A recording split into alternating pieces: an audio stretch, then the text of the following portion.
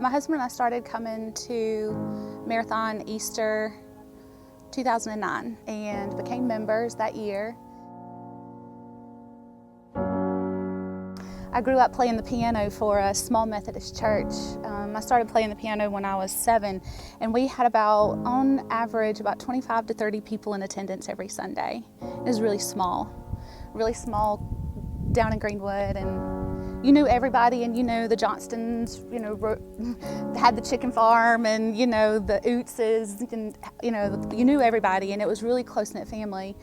But the closeness of this big mega church goes beyond what you could ever imagine, and how much family goes on inside of those walls is just unbelievable.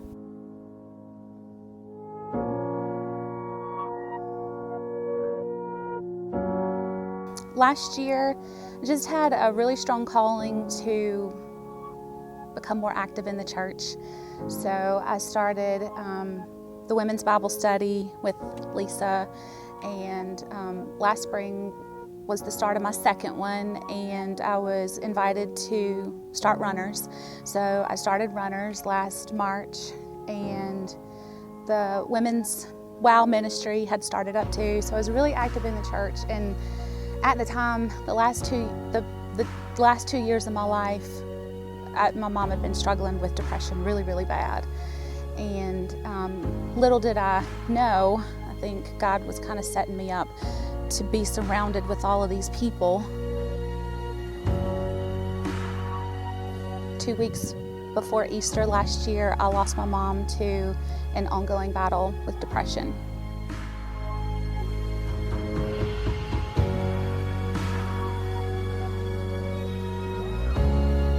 I lost my dad when I was 23 to lung cancer, but losing my mom that way was a lot different. It was totally different.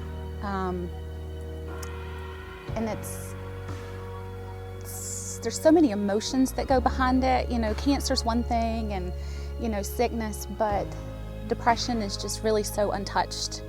And suicide is almost like you don't even really want to say the word, because there's a stigma behind it. Without the help of the church and the people of the church and the love and the outpouring of support and compassion, I would have never gotten through losing her that way. Looking back, when it happened, there's no way that I could have said, oh, good's gonna come out of this, but it has. I work with a lady who I've known for 5 years, and I did not know that she was struggling with depression until after my mom passed, and she came to me and told me that my mom passing had saved her life, that she was in a deep, dark place of her own and was really struggling, and had been out of church for a while, and just really felt like she needed to talk to me about it. And so I witnessed to her, and I told her about the women's Bible study and invited her to come. And she started coming to the women's Bible study with me, and she actually started coming to church as well, and she's been coming to church with me for probably 6 months now.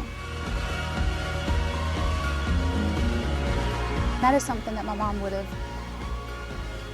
wanted, was that, and even in the tragedy of her death and how sad the end of her life was, that if in any kind of way it was to move somebody to the kingdom, that her life could have been used that way. And I truly believe that that's what her purpose was.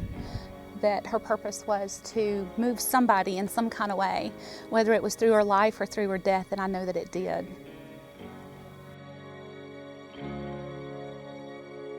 To feel the closeness of God and the love of God through a really sad thing is very encouraging, to know that God is there, and He's there to wrap His arms around you when you need Him, and He's there to use you in any way that He can.